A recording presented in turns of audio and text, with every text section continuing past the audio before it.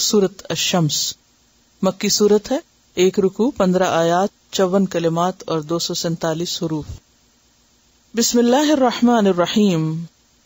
والشمس قسم ہے سورج کی، وضحاها اور اس کی دھوپ کی۔ دحا دحا یدحا سے دھوپ برداشت کرنا، دھوپ میں پھنسنا۔ آدم علیہ السلام کے واقعے میں ہم نے پڑھا کہ انک لا تظمأ فیہا ولا تضحا، کہ جنت میں نہ تم پیاسے ہوگے اور نہ تم کو دھوپ ستائے گی۔ تو یہاں دحا سے مراد سورج کی ابتدائی روشنی یعنی دھوپ ہے، اور چاشت کے وقت کو بھی کہتے ہیں دحا۔ آپ نے پڑھا ہوگا کبھی صلاۃ دحا۔ تو یہاں پر سورج کی قسم کھائی گئی کہ سورج گواہ ہے اور اس کی روشنی بھی گواہ ہے۔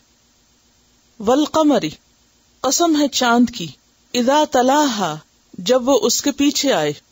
تلا یتلو تلون کا معنی آپ نے پڑھا، ایک ہوتا ہے تلا یتلو تلاوتن، اس کا معنی ہوتا ہے تلاوت کرنا، لیکن تلا یتلو تلون کا معنی ہوتا ہے پیچھے آنا، اور اس کا مصدر تلون بھی آتا ہے۔ اور چاند کی قسم جب کہ وہ اس کے پیچھے آئے، کس کے پیچھے؟ سورج کے پیچھے۔ والنہاری اور قسم ہے دن کی، اذا جلاہا جب کہ وہ اس کو روشن کر دے۔ کون کس کو روشن کر دے؟ سورج دن کو روشن کر دے۔ واللیلی اور قسم ہے رات کی، اذا یغشاہا جب وہ اس کو ڈھانپ لیتی ہے، کس کو؟ سورج کو۔ والسماء اور قسم ہے آسمان کی، وما بناہا اور جس نے بنایا اس کو یا اس کی تعمیر کی۔ والارض اور قسم ہے زمین کی، وما طحاہا اور جس نے پھیلایا اس کو۔ طحا کا لفظ توئے ہے واو سے ہے، طحایتھو پھیلانا۔ یہاں بھی ہم دیکھتے ہیں کہ اللہ سبحانہ تعالی کائنات کی مختلف نشانیوں کو گواہ بناتے ہیں۔ وہ تمام چیزیں جو ہم دیکھتے ہیں، جس میں سورج ہے، چاند ہے، دن ہے، رات ہے، آسمان ہے اور زمین ہے، اور یہ دونوں چیزیں ایک دوسرے کا جوڑا بھی ہیں۔ قرآن مجید میں دیگر مقامات پر بھی ان کا ذکر آیا ہے، مثلا سورۃ یاسین میں آتا ہے وآیۃ لہم اللیل، اور ان کے لیے ایک نشانی ہے رات، نسلخ منہ النہار فاذا ہم مظلمون، جس سے ہم دن ہٹا لیتے ہیں تو وہ اندھیری ہو جاتی ہے۔ اور سورج کا نکالنا بھی اللہ تعالیٰ کی قدرت کی نشانیوں میں سے ہے۔ حضرت ابراہیم علیہ السلام نے جب نمرود سے بات کی تھی تو اس وقت کیا دلیل دی تھی؟ فإن اللہ یأتی بالشمس من المشرق فأتی بہا من المغرب۔ تو سورج اللہ کی ایک بہت بڑی نشانی ہے، اور اس کی دھوپ ایک عجیب فنومنا ہے۔ اتنا دور ہوتے ہوئے پوری زمین کو کس طرح روشن کر دیتا ہے، کس طرح اس کو تمازت دیتا ہے۔ اور پھر چاند جو اس کے بعد طلوع ہوتا ہے یعنی رات کے وقت، اور پھر طلا یطلو میں بار بار آنے کا معنی بھی پایا جاتا ہے، اور پھر دن آ جاتا ہے دوبارہ، اور سورج پھر نکل آتا ہے اور اس کو روشن کر دیتا ہے، اور پھر رات آ جاتی ہے جو اس کو ڈھانپ دیتی ہے، یعنی سورج نظر نہیں آتا۔ اور رات کس طرح آتی ہے؟ سورج پیچھے کی طرف چلا جاتا ہے نا۔ اور پھر ایک طرف آسمان کی نشانی ہے، دوسری طرف زمین کی نشانی ہے۔ آسمان کی بناوٹ پہ غور کرو، بنا کا مطلب اس کی تعمیر، اس کا بنانا، کہ کس قدر اللہ نے یہ ونڈرفل سٹرکچر ہمارے سامنے رکھا ہے نشانی کے طور پر۔ اور پھر زمین کی طرف دیکھو کہ کس طرح پھیلی ہوئی نظر آتی ہے، اگرچہ زمین گول ہے لیکن انسان اگر کسی وسیع میدان میں بھی کھڑا ہو جائے تو حد نگاہ تک زمین پھیلی ہوئی بچھی ہوئی نظر آتی ہے۔ تو یہ ساری نشانیاں کس چیز کی دلیل ہیں؟ یہ تمام کی تمام نشانیاں انسان کو غور و فکر سکھا رہی ہیں۔ وَنَفْسٍ وَمَا سَوَّاهَا اور قسم ہے نفس انسانی کی اور جس نے اس کو ٹھیک ٹھاک کیا۔ انسان کو ٹھیک ٹھاک کرنے سے مراد کیا ہے؟ جسمانی طور پر بھی اور ذہنی طور پر بھی، یعنی ایک طرف انسان کی شکل و صورت اچھی بنائی، اور پھر اس کے بعد اس کے اندر طرح طرح کی طاقتیں رکھی۔ تو جسمانی تصفیہ انسان کا ماں کے پیٹ میں ہی ہو جاتا ہے، لیکن اس کے بعد جب وہ دنیا میں آتا ہے تو اس کی دیگر طاقتیں بڑھتی رہتی ہیں، یعنی اس کی ذہنی قوت جتنا جتنا وہ اس کو استعمال کرتا ہے، اسی طرح اس کی نظر اور باقی جو قوتیں ہیں حسی طور پر بھی اور مانوی طور پر بھی۔ ایک بچہ ایک چیز کو مختلف نگاہ سے دیکھتا ہے، جب وہ میچور ہوتا ہے تو نگاہ بدل جاتی، تو یہ چیزیں مسلسل نشو نما پاتی رہتی۔ فَأَلْهَمَهَا فُجُورَهَا وَتَقْوَاهَا پھر اس نے الہام کیا اس کو اس کی بدی کو اور اس کے تقوی کو۔ الہما کا لفظ جو ہے لام ہے میم سے ہے، لہما ہا نہیں ہے، یہ ہا ہے. اور لہما کا مطلب ہوتا ہے نگلنا، اور الہام کا معنی ہوتا ہے دل میں خیال ڈالنا. ایک ہوتا ہے الہام اور ایک ہوتا ہے وسوسہ. الہام فرشتے کی طرف سے ہوتا ہے اور وسوسہ شیطان کی طرف سے ہوتا ہے، اور وحی پیغمبروں کے لیے ہوتی ہے. فَأَلْهَمَهَا فُجُورَهَا وَتَقْوَاهَا، تو اللہ نے انسان کے نفس میں یعنی دل میں ڈال دیا. الہمہا کی ضمیر کدھر جا رہی ہے؟ نفس کی طرف. کیا؟ فجورہا، اس کی بدی کو. تو اس کا کیا مطلب ہے کہ بدی کرتے وقت انسان کو پتا چلتا ہے، انسان کا نفس یا نفس لوامہ جو ہے اس کا ضمیر اس کو بتاتا ہے کہ یہ غلط ہے. تو یہ خیال کون ڈالتا ہے کہ انسان اپنے فجور کو پہچانے؟ اللہ ہی دل میں ڈالتا ہے. وَتَقْوَاهَا، اور اس کا تقوی، پرہیزگاری. یعنی اللہ نے انسان کے اندر دونوں طرح کی چیزوں کی پہچان رکھی ہے. قد افلح، تحقیق فلاح پا گیا. من زکاہا، جس نے اس کو پاک کیا. کس کو؟ نفس کو. یعنی جس نے اپنے نفس کا تزکیہ کیا وہی کامیاب ہو گیا. پیچھے بھی ہم پڑھ چکے ہیں یہی بات. کہاں؟ سورۃ الاعلی میں. قد افلح من تزکا وذکر اسم ربہ فصلی. تو کامیابی کے لیے کیا ضروری ہے؟ تزکیہ نفس، دل کو پاک کرنا، اندر کی آلائشیں نکالنا. کیونکہ ہم باہر جو بولتے ہیں، جو کرتے ہیں، وہ دراصل کس کی عکاسی ہوتی ہے؟ ہمارے اندر کی، ہمارے دل کی. وقد خاب من دساہا، اور تحقیق ناکام ہوا جس نے اس کو دبا دیا. دسا یا دسو کا معنی ہوتا ہے خاک میں ملانا، دفن کرنا، گاڑ دینا. اور جب کوئی چیز خاک میں ملا دی جاتی ہے تو کیسی ہوتی؟ گندی ہو جاتی. تو کیا معنی ہے پھر اس کا؟ جس نے اس کو گندا کر دیا، آلائشوں سے ملوث کر دیا، اور یعنی خراب کر دیا، کرپٹ کر دیا. جیسے کرپٹڈ فائلز ہوتی ہیں نا، تو اسی طرح انسان کا ضمیر اور انسان کا نفس بھی کرپٹ ہو جاتا ہے. جب وہ کرپٹ ہو جاتا ہے تو پھر وہ بیکار ہو جاتا ہے، پھر انسان کے لیے نقصان ہی نقصان ہے، اس کی ساری صلاحیتیں ماری جاتی ہیں. تو ان آیات سے پتہ یہ چلتا ہے کہ اللہ تعالیٰ نے انسان کی ہدایت کے لیے مختلف طرح کے انتظام کیے ہیں. سب سے پہلے کائنات کی نشانیاں، اس لیے اللہ نے سورج اور چاند، دن اور رات کی مثالیں ہمارے سامنے رکھی. پھر آسمان اور زمین کو ہمیں دکھایا کہ ان کی طرف غور کرو، یہ خود سے خود نہیں بنی، یہ کسی بنانے والے کے بنانے سے ہی وجود میں آئی ہیں. ان کو دیکھ کر خالق کو پہچانو. دوسری چیز، انسان کے اندر نیکی اور بدی کا احساس رکھا ہے، انسان کے اندر الارم رکھ دیا ہے. اور اگر انسان غلط کام کرنے لگے تو اس کا ضمیر اندر سے اس کو جھنجھوڑتا ہے، وہ اندر سے کچوکے لگاتا ہے، وہ اس کو بتاتا ہے. الا یہ کہ انسان اس کو تھپک تھپک کے سلا دے اور اس کو دبا دے اور اس کو خاک میں ملا دے اور اس کو کرپٹ کر دے. جو کرپٹ ہو جاتا ہے تو پھر اس کے اندر احساس نہیں رہتا. ورنہ ایک عام صحت مند انسان کے اندر اس کا دل، اس کا ضمیر اس کو بتاتا ہے کہ اس نے کوئی بات کیسے کی، کوئی کام کس طرح کیا. وہ کہتے ہیں بل الانسان علی نفسہ بصیرہ. یہی بصیرت ہے اپنے دل کو جھانک کے خود دیکھنے کی کہ میں نے کوئی بھی کام کیسے کیا، صحیح کیا یا نہیں کیا. بعض اوقات انسان اپنی تسلی کے لیے دوسروں کی حمایت چاہتا ہے، لیکن انسان کا اپنا ضمیر اس کو سب سے پہلے بتاتا ہے. مثلا بعض اوقات ہم کو غلط کام کرتے ہیں، پھر کسی کے سامنے وہ مسئلہ پوچھتے ہیں، اچھا میں نے یہ فلاں کام کیا، لیکن مثلا کسی نے اپنے ماں باپ کے ساتھ برا کیا، کسی نے چوری کی یا جھوٹ بولا، تو پھر انسان فوراً کیا کرتا ہے؟ اس کی جسٹیفیکیشن تلاش کرنے لگتا ہے. پھر وہ کسی اور سے پوچھتا ہے، کیونکہ ضمیر چین نہیں لینے دے، پھر کسی اور کو بتاتا ہے، کسی اور سے پوچھتا ہے اور کنفیس کرتا ہے تاکہ اس کا بوجھ اس سے ہٹے.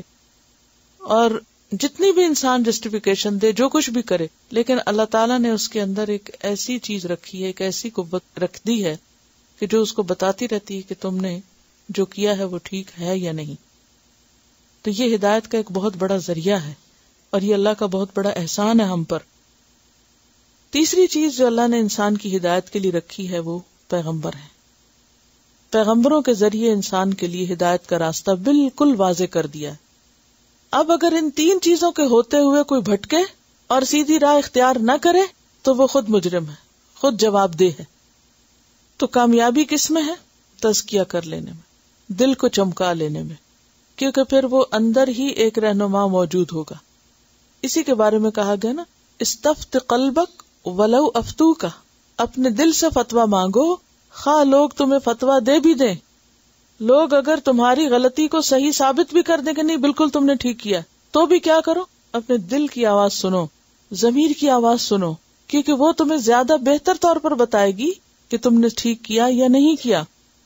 اور پھر انسان ہمیشہ اپنے آپ کو رعایت دیتا ہے یا نہیں، اور پھر اپنی غلطی کو بھی صحیح بتاتا ہے. تو اللہ تعالیٰ قرآن پاک میں کیا فرماتے؟ فَلَا تُزَكُّوا أَنفُسَكُمْ بَلِ اللَّهُ يُزَكِّي مَن يَشَاءُ، اپنے آپ کو پاک مت کہو، اللہ ہی جس کو چاہتا ہے پاک کرتا ہے. اپنے آپ کو نیک مت ثابت کرو. ایک اور جگہ پر آتا ہے وَلَوْلَا فَضْلُ اللَّهِ مَا زَكَىٰ مِنْكُمْ أَحَدٌ أَبَدًا، اگر اللہ کا فضل نہ ہوتا تو تم میں سے کبھی بھی کوئی پاک نہیں ہو سکتا تھا. ایک اور جگہ آتا ہے بَلِ اللَّهُ يُزَكِّي مَن يَشَاءُ، یہ اللہ یا جو جس کو چاہے وہ پاک کرے. لیکن پاک کرنے کے لیے نفس کو کیا چاہیے ہوتا ہے؟ نبی صلی اللہ علیہ وسلم نے کیا کیا تھا؟ 3 چیزیں فائدہ دیتی ہیں سب سے زیادہ. نمبر 1 قرآن کی تلاوت، قرآن دلوں کا زنگ دھوتا ہے. یتلو علیہم آیاتی، اگر آپ قرآن نہیں پڑھتے، قرآن کی تلاوت نہیں کرتے تو دلوں کی صفائی نہیں ہوتی. نمبر 2 یعلمہم الکتاب، کتاب کی تعلیم، سیکھنا اور سکھانا، یہ دونوں چیزیں فائدہ دیتی ہیں. تزکیہ کا بہترین طریقہ ہے. نمبر 3 والحکمہ، نبی صلی اللہ علیہ وسلم کی تعلیمات. آپ نے صحابہ کا تزکیہ کیسے کیا تھا؟ انہی طریقوں سے کیا تھا، انہی چیزوں سے کیا تھا. اگر انسان ان چیزوں کو چھوڑ کر، یعنی نہ تو قرآن پڑھائے، یعنی نہ تلاوت کرے، نہ تعلیم حاصل کرے، نہ تعلیم دے، نہ حکمت سے اس کا کوئی تعلق ہو، اور کہے کہ میں کوئی چلے کاٹ کے اپنا تزکیہ کر لوں گا، تو یہ نبی صلی اللہ علیہ وسلم کا طریقہ نہیں. اللہ نے یہ طریقہ نہیں سکھایا تزکیہ کا. بعض لوگ تزکیہ نفس کے نام پر کیا کرتے ہیں؟ نفس کشی کرتے ہیں. مثلاً کیا کرتے ہیں؟ کسی کو پتا ہے کچھ کیا کیا کرتے ہیں؟ اپنے آپ کو سخت اذیتیں دیتے ہیں، دھوپ میں کھڑے رہتے ہیں. بعض لوگ کھاتے نہیں ہیں، بعض لوگ اپنے آپ کو آئسولیٹ کر لیتے ہیں، اور بعض لوگ عرصے دراز تک کچھ نہ کھانے کی وجہ سے ہڈیوں کا ڈھانچہ بن جاتے ہیں، اور وہ کیا سمجھتے ہیں کہ ہم مادی ضروریات سے جب الگ رہیں گے تو ہمارا تزکیہ ہو جائے گا.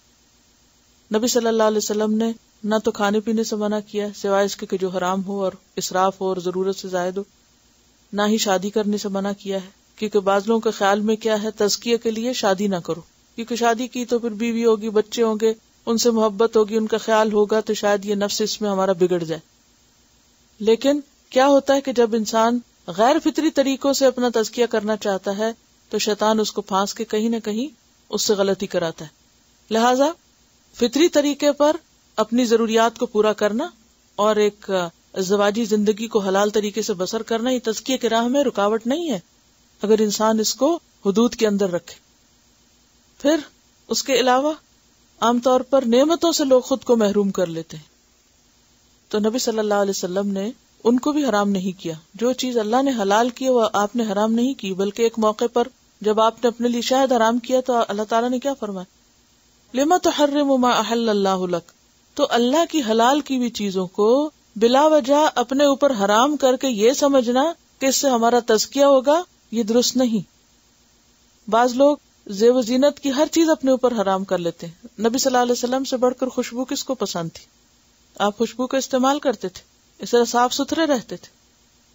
تو جائز حد کے اندر حلال ذریعے سے دنیا کی نعمتوں سے فائدہ اٹھانا اور ان کو اللہ کی عبادت اور اللہ کے دین کی خدمت میں ایک مددگار چیز بنا لینا، یہ پسندیدہ اور یہ تزکیہ کی طرف لے جاتا ہے انسان کو. یعنی مثلاً اگر آپ کے پاس کوئی بھی دنیا کی نعمت ہے یا سہولت کی چیز ہے اور آپ اسے استعمال کرتے ہیں اللہ کے راستے میں، تو اس سے کیا ہوگا؟ مزید آگے جانے کا موقع ہوگا. اور اگر آپ ان چیزوں سے محروم کر کے اپنے آپ کو اور پھر کسی کام کے قابل نہیں رہتے، نہ اپنی مدد نہ کسی کی خدمت کے، تو یہ کوئی تزکیہ نہیں ہے. تو بنیادی طور پر تزکیہ کا وہی طریقہ ہے جو نبی صلی اللہ علیہ وسلم نے اختیار کیا. اب کیا ہے کہ تزکیہ کے لیے پھر مزید اللہ کی مدد چاہیے ہوتی. نبی صلی اللہ علیہ وسلم دعا کیا کرتے تھے اپنے لیے, اللہم انی اعوذ بک من قلب لا یخشع ومن نفس لا تشبع ومن دعوت لا یستجاب لها اللہم آت نفسی تقواها وزکها انت خیر من زکاها انت ولیها ومولاها. تو یہ دعا جو ہے یعنی اللہ سے تقوی مانگنا اور اللہ سے تزکیے کی درخواست کرنا, یہ بھی مددگار چیز ہے. تو گویا علم کے بعد, تلاوت کتاب اور تعلیم کتاب و حکمت کے بعد اللہ سے دعا اور پھر صدقہ خیرات اور مختلف لوگوں کی مدد مختلف طریقے سے, یہ ساری چیزیں انسان کے دل کو حرص سے, حسد سے, بغض سے پاک کرتی. جب آپ قرآن پڑھنے لگتے تو قرآن آپ کو خود بخود ایک راستہ بتانے لگتا ہے. اور ہم نے شروع میں ایک اپنا ٹارگٹ مقرر کیا تھا کہ ہمارے اس پڑھنے کا مقصد کیا ہے, ربانی بننا. وَلَٰكِن كُونُوا رَبَّانِيِّينَ بِمَا كُنتُمْ تُعَلِّمُونَ الْكِتَابَ وَبِمَا كُنتُمْ تَدْرُسُونَ. تو بات یہ ہے کہ ہم سب اپنے آپ کو ہر روز جانچیں کہ کیا ہم اپنے اس ٹارگٹ کو پورا کر پائے یا نہیں. ربانی, رب والے, یعنی ہر چیز سے بڑھ کر اللہ کی محبت اور اللہ کے قرب کی تمنا اور اللہ کے بتائے ہوئے طریقوں پہ چلنے کا شوق اور اللہ کے دین کی خدمت کا جذبہ. اگر یہ چیز پیدا ہو گئی تو ٹھیک, ورنہ کیا ہے, مثل الذین حملوا التوراۃ ثم لم يحملوها کمثل الحمار يحمل اسفارا. اور وہ حدیث بھی یاد رکھیں کہ آپ نے کہا کہ میں اپنی امت کے لیے برے علماء کو دجال سے بھی زیادہ نقصان دہ سمجھتا ہوں. یعنی دجال بھی اتنا دین کو نقصان نہیں دے گا جتنا نقصان علماء سو دیں گے. ایسے علم والے جو عمل نہ کریں اور بری مثالیں قائم کریں, اس کا نتیجہ کیا ہوگا کہ لوگ دین سے بھاگ جائیں گے, دین سے نفرت کرنے لگیں گے. تو ہم سب کو اس بات سے ڈرنا چاہیے, کیونکہ اب ہماری پہچان کیا ہے کہ ہم قرآن پڑھے ہوئے لوگ ہیں. کہیں ایسا نہ ہو کہ ہمارے کسی رویے سے, کسی طرز عمل سے, کسی معاملے سے لوگ قرآن کے قریب آنے کی بجائے اور قرآن سے دور چلے جائیں. کذبت ثمود بطغواہا. اب سمود کی مثال دے کے بات سمجھائی گئی, تاریخ سے مثال. سمود نے جھٹلا دیا بوجہ اپنی سرکشی کے. تغوا, تغا یتغا بھی ہوتا ہے اور تغا یتغو بھی ہوتا ہے. سرکشی یعنی اپنی ضد ہٹ دھرمی کی وجہ سے پیغمبر کی مخالفت کی انہوں نے, اور سرکشی کی وجہ سے پیغمبر کی بات نہیں مانی. اذ انبعث اشقاہا, جب اٹھ کھڑا ہوا ان کا سب سے بدبخت آدمی. اشقا شقی سے, فمنہم شقی و سعید. تو اشقا کون ہے؟ جو ان میں سب سے زیادہ بدبخت تھا, قدار بن سالف. وہ اٹھ کھڑا ہوا کس کام کے لیے؟ اونٹنی کو کاٹنے کے لیے. فقال لهم رسول اللہ, تو کہا ان سے اللہ کے رسول نے. کون سے رسول تھے یہ؟ صالح علیہ السلام. ناقۃ اللہ, یہ اللہ کی اونٹنی ہے. وسقیاها, اور اس کا پلانا. سقیا سقا یسقی سے, یعنی اس کو پانی پلانا اور اس کا پانی پینا جو ہے یہ اللہ ہی کی طرف سے ہے, تمہارے لیے ایک آزمائش. کیونکہ صرف اونٹنی نہیں آئی بلکہ وہ ایک آزمائش بن کے آئی. انہوں نے مطالبہ کیا تھا نا اپنے پیغمبر سے کہ ہمیں کوئی نشانی دکھائیں تو پھر ہم مانیں گے. اس چٹان کے اندر سے اونٹنی نکلے, اور وہ نکل آئی, اور نکلی جو تو اس نے ان کے کنویں کا پانی پی لیا, اور اتنا پیا کہ ان کے لیے نہیں بچا. اب ایک دن وہ پیتی اور ایک دن ان کے باقی جانور پیتے, تو ان کی زندگی دوبر ہو گئی. انہوں نے کہا کہ انہیں اس سے جان چھڑائی جائے. پیغمبر نے منع بھی کیا کہ دیکھو اگر تم نے اس کو ہاتھ لگایا تو مشکل ہوگی, لیکن وہ نہ مانے اور بفر کے اٹھے, اور سرکش ہوا ان میں سے ایک سب سے بدبخت انسان, اور اس نے اٹھ کے کہا کہ میرا کوئی کچھ نہیں بگاڑ سکتا. جیسے پچھلی صورت میں نا, کیا وہ سمجھتا ہے کہ کوئی اس پہ قدرت نہیں رکھتا, کوئی اس پہ قابو نہیں پا سکتا. تو وہ اٹھا, فکذبوہ, تو انہوں نے اس کو جھٹلا دیا. یعنی وہ تو ان کا نمائندہ تھا اور ساری قوم اس کے پیچھے. ہونا تو یہ چاہیے نا کہ اگر ایک غلط کرے تو باقی اس کو روکیں, کیونکہ اگر اس کو روکیں گے نہیں تو جو سائلنٹ میجورٹی ہے وہ بھی اسی کے ساتھ شامل ہو جائے گی. فکذبوہ, تو ان سب نے اس کو جھٹلا دیا. کس کو؟ اپنے پیغمبر کو اور اس کی بات کو. فعقروہا, تو انہوں نے اس کو کاٹ دیا, اس کی کونچے کاٹ دی. اونٹ کی ٹانگ کاٹنے کے لیے آتا ہے, اور گھٹنے سے کاٹنا, یہ بالکل پاؤں کے پاس سے نہیں, گھٹنے سے. آپ کو میں نے بتایا تھا نا کہ اونٹ کے 2 گھٹنے ہوتے ہیں, تو جو نیچے والا گھٹنا ہے.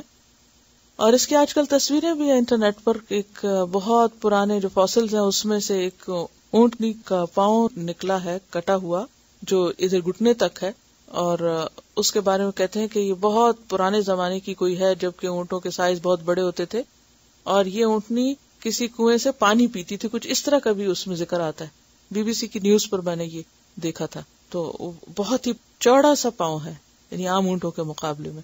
بہرحال ایک بڑی ہیوج قسم کی اونٹنی تھی اور انہوں نے اس کو کاٹا. اب سب نے نہیں کاٹا تھا، کاٹا ایک نے تھا، لیکن باقیوں نے اس کی تائید کی تھی، تو ان سب کو اللہ نے بیچ میں شامل کر دیا کیونکہ سب کے ضمیر مردہ ہو چکے تھے، اس لیے سب کی شامت آئی.